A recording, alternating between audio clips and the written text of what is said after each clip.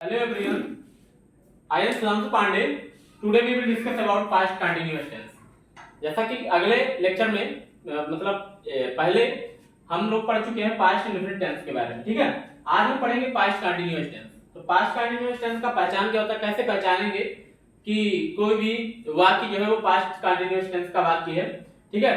तो जब तक हम पहचानेंगे नहीं, नियम अप्लाई कर नहीं सकते, तो पहले पहचान जरूरी है, ठीक है। तो इस काल के वाक्यों के अंत में रहा था, रही थी, रहे थे आदि शब्द आते हैं। क्या है कि इस काल के वाक्यों के अंत में रहा था, रही थी, रहे थे आदि शब्द आते हैं, ठीक है। जैसे लक्ष्मी विद्यालय जा रही थी, अब यहाँ देखिए रही थी, जा रही थी, ठीक है। तो रही थी अंत में आ रहा है ना, यानी ये पास्ट कंटीन्यूअस टेंस का वाक्य है। अब हम पढ़ेंगे रूल्स ऑफ ट्रांसलेशन, ठीक है। मान लीजिए कोई अफर्मेटिव सेंटेंस का सकारात्मक वाक्य कोई भी है पास्ट कंटीन्यूअस टेंस का, तो उसका हम अनुवाद कैसे बनाएंगे, उसके लिए नियम है कि I he see it, I he see it तथा सिंगुलर सब्जेक्ट अर्थात एक वचनकर्ताओं के साथ हेल्पिंग वर्ब अर्थात सहायक क्रिया वाज तथा मेन वर्ब अर्थात मुख्य क्रिया की पहली अवस्था अर्थात फर्स्ट फॉर्म में आईएनजी का प्रयोग होता है। क्या करते हैं कि I he see it, I he see it तथा सिंगुलर सब्जेक्ट अर्थात एक वचनकर्ताओं के साथ में हेल्पिंग वर्ब अर्थात सहायक क्रिया वाज तथा मेन वर्ब अर्थात मुख्य क्रिया की पहली अवस्था अर्थात फर्स्ट फॉर्म में हम आईएनजी का प्रयोग करते हैं, ठीक है।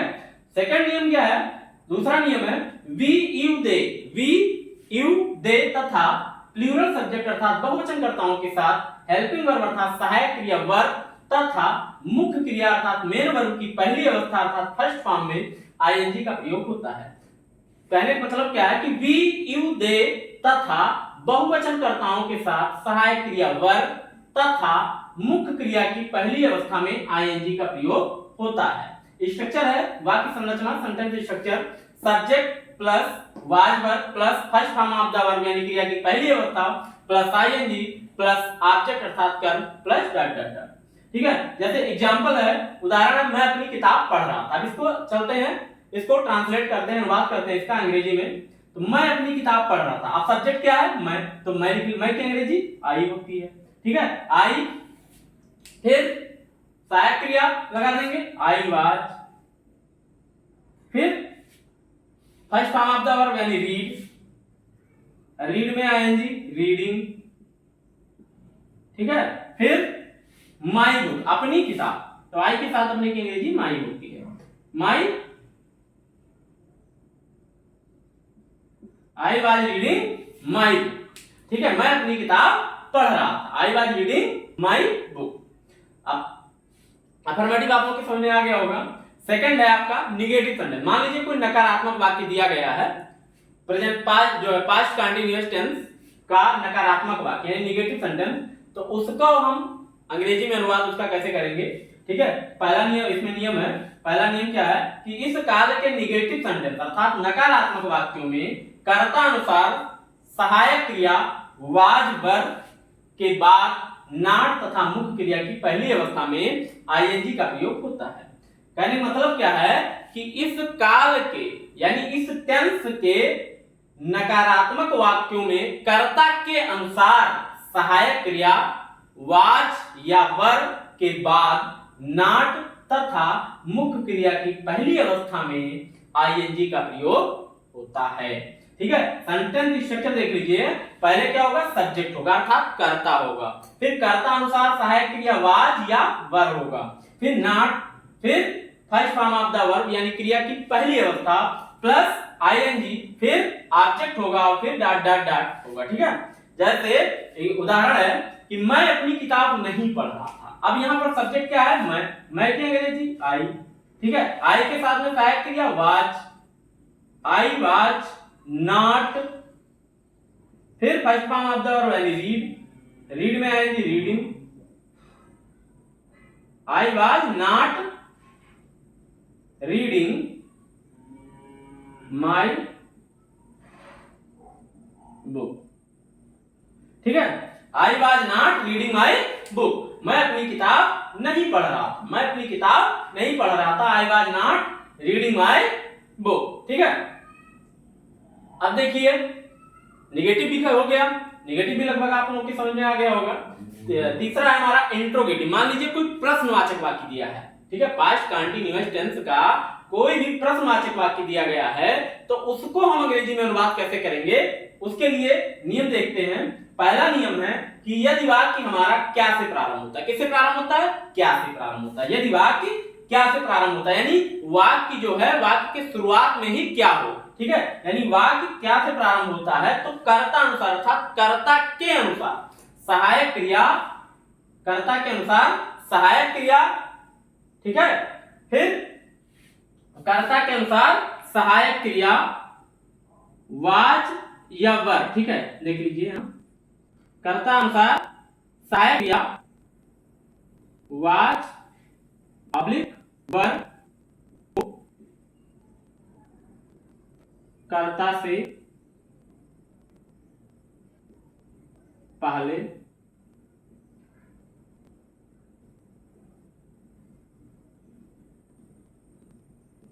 ठीक है। क्या करेंगे, क्या कह रहा है कि यदि वाक्य हमारा क्या से प्रारंभ होता है तो कर्ता के अनुसार सहायक क्रिया वाज या वर को कर्ता से पहले लिखते हैं, ठीक है। सेंटेंस स्ट्रक्चर क्या है, वाज या वर, यानी वाज या वर प्लस सब्जेक्ट अर्थात कर्ता plus first form of the verb यानी क्रिया की पहली अवस्था प्लस आईएनजी प्लस ऑब्जेक्ट अर्थात कर्म plus dot dot dot plus question mark. जैसे है उदाहरण है एग्जांपल, क्या मैं अपनी किताब पढ़ रहा था। अब क्या देखो सब्जेक्ट क्या है, आई, मैं की अंग्रेजी आई होती तो आई के साथ में सहायक क्रिया क्या लगती, वाज, तो यहां पहले वाज क्या लिखेंगे, वाज, फिर वाज हो गया, फिर क्या सब्जेक्ट क्या आई, वाज आई, ठीक है, फिर क्रिया की पहली अवस्था रीड, अब रीड में आईएनजी लगा देंगे,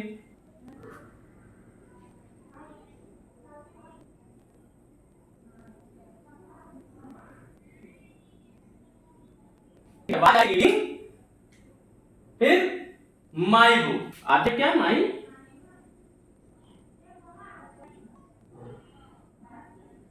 was I reading my book, क्या मैं अपनी किताब पढ़ रहा था, ठीक है, was I reading my book. Second नियम क्या है कि यदि प्रश्न सूचक शब्द यानी क्वेश्चन वर्ड वाक्य के बीच में आए, यदि प्रश्न सूचक शब्द अर्थात क्वेश्चन वर्ड वाक्य के बीच में आए तो सबसे पहले इनकी अंग्रेजी अर्थात क्वेश्चन वर्ड की अंग्रेजी हम लोग लिखेंगे, फिर कर्ता अनुसार सहायक क्रिया और तत्पश्चात कर्ता को लिखते हैं। कहने का मतलब क्या है कि यदि प्रश्न सूचक शब्द अर्थात क्वेश्चन वर्ड वाक्य के बीच में आए तो सबसे पहले इनकी अंग्रेजी लिखकर कर्ता के अनुसार सहायक क्रिया वाच या वर तत्पश्चात कर्ता को लिखते हैं, ठीक है। सेंटेंस स्ट्रक्चर देख लीजिए, क्वेश्चन वर्ड पहले होगा, फिर वाज या वर होगा, फिर सब्जेक्ट होगा अर्थात कर्ता होगा, फिर first form of the verb यानी क्रिया की पहली अवस्था होगी, फिर आईएनजी होगा और फिर आपका ऑब्जेक्ट होगा, फिर डॉट डॉट डॉट आपका क्वेश्चन मार्क होगा। जैसे क्या मैं अपनी किताब, अच्छा ये देखिए इसका उदाहरण देख लीजिए क्या है,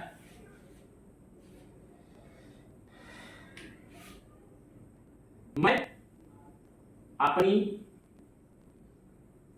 किताब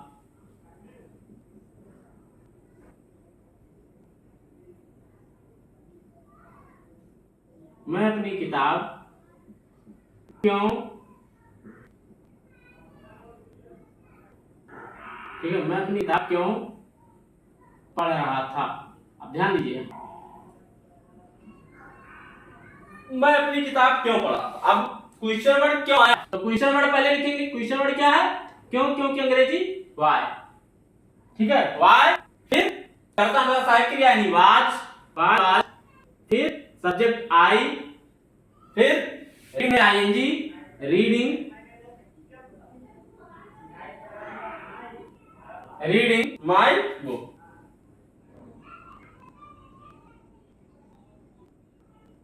Why was I reading my book? Why was I reading my book? मैं अपनी किताब क्यों पढ़ रहा था? Why was I reading my book? ठीक है, आई होप आप लोग समझ गए होंगे affirmative sentence, negative sentence, interrogative sentence का कोई भी वाक्य है कंटीन्यूअस टेंस का तो आप लोग इसी प्रकार से उसको ट्रांसलेट करेंगे। ठीक है।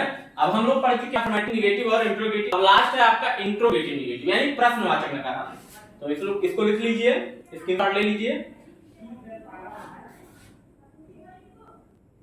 आगे पढ़ते हैं इंट्रोगेटिव निगेटिव। ठीक है, इंट्रोगेटिव निगेटिव प्रश्नवाचक नकारात्मक।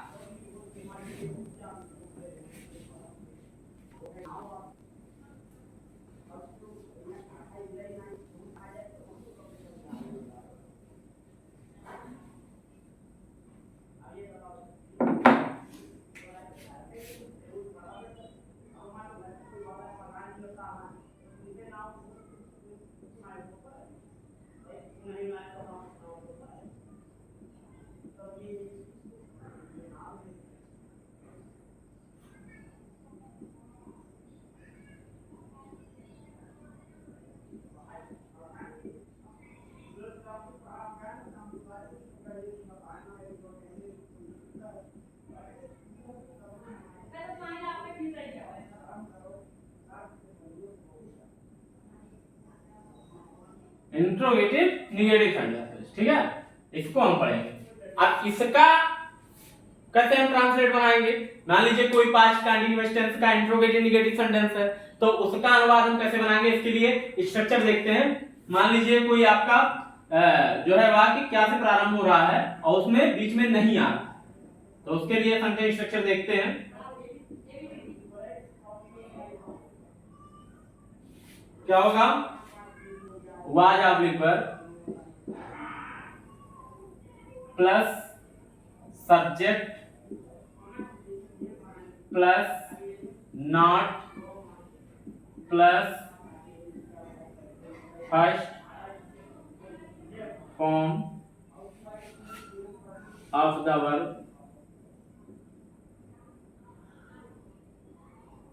Plus ING, first form of the verb plus ING plus object plus dot dot dot plus question mark. ठीक है, अब देखिए एग्जांपल देख लेते हैं इसका। क्या मैं अपनी किताब नहीं पढ़ रहा था? नहीं पढ़ रहा था। अब देखो क्या होगा, पहले क्या किएंगे? आई के साथ में सहायक क्रिया वाज, तो पहले वाज लिखेंगे, फिर सहायक क्रिया आई लिखेंगे, फिर नॉट लिखेंगे, फिर क्रिया की पहली अवस्था रीड में लगा देंगे, फिर माई बुक ऑब्जेक्ट हो जाएगा आपका। Was I not reading my book, was I not reading my, क्या मैं अपनी किताब नहीं पढ़ रहा था? तो क्या होगा? Was I not reading my book.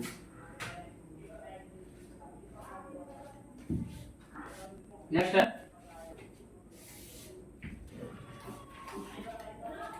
मान लीजिए यदि कोई वाक्य जो है तो उसमें क्वेश्चन आ रहा है, बीच में नहीं आ रहा, ठीक है, तो उसका एक स्ट्रक्चर है। देखिए पहले क्वेश्चन वर्ड क्या होगा? Question word plus was oblique verb, सहायक क्रिया वाज वर्ब लिखेंगे, फिर सब्जेक्ट यानी कर्ता लिखेंगे, फिर नॉट लिखेंगे, फिर first form of the verb यानी क्रिया की पहली अवस्था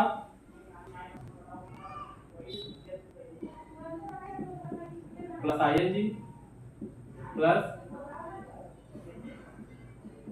plus dot dot plus question mark. ठीक है, अब कोई एग्जांपल देख लेते हैं। ठीक है, जैसे मैं अपनी किताब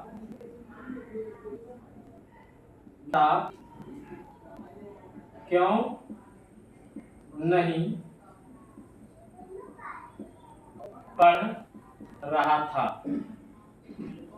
ठीक है, मैं अपनी किताब क्यों नहीं पढ़ रहा था? पहला क्या हो, देखिए इसमें इस प्रकार से क्या होगा? क्वेश्चन होगा, फिर कर्ता अनुसार सहायक क्रिया वाज वर्ब होगा, फिर कर्ता होगा, फिर नाउन होगा, फिर क्रिया की पहली अवस्था होगी, फिर आईएनजी लेगा, फिर आपका ऑब्जेक्ट होगा अर्थात कर्म होगा, फिर dot dot dot question mark. ठीक है, तो आप देखिए इसमें क्वेश्चन वर्ड क्या है? क्यों? क्योंकि अंग्रेजी वाई होती, पहले इनकी अंग्रेजी लिख लिए, फिर कर्ता अनुसार सहायक क्रिया वाज लगा दिए, फिर कर्ता लिख दिए आई, फिर नॉट लिख दिए, फिर नॉट के बाद क्रिया की पहली अवस्था रीड, रीड में आईएनजी लगा दिए, रीडिंग हो गया, ठीक है। फिर माय बुक हो गया ऑब्जेक्ट आपका, ठीक है। Why was I not reading my book, मैं अपनी किताब क्यों नहीं पढ़ा था, why was I not reading my book, ठीक है। आई होप आप लोगों को समझ में आ गया होगा पास्ट कंटीन्यूअस टेंस अच्छे से। वीडियो को अंत तक देखें और कमेंट बॉक्स में अपनी प्रतिक्रिया जरूर दें। धन्यवाद।